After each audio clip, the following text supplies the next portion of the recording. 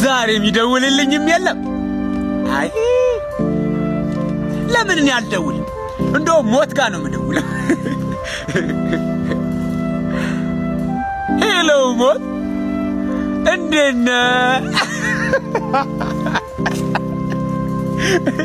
እኔ እኮ ካንተ የሚገርመኝ ምንም ብትዘገይ መምጣት አይቀርም አይደል? ግርም እኮ ነው የምትለኝ።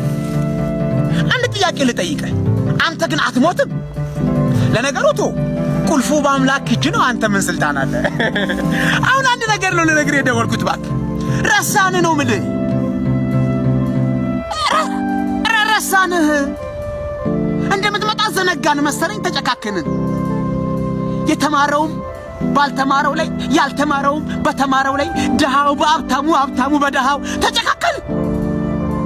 እውነቴን ነው ስለ ይኸው አንተ መምጣት አይቀር የሰው ልጅ መጨካከኑን እንደቀጠለ አውቃለሁ። አንተም አልጠፋህም እኮ አንዴ በተፈጥሮ፣ አንዴ በጦርነት፣ አንዴ በበሽታ። አንተ መቼ ጠፋ? ለምንድን ነው የረሳንህ? ለምንድን ነው አንተን እያስታወስን ደግሞን ያቃተን ነው የኔ ጥያቄ።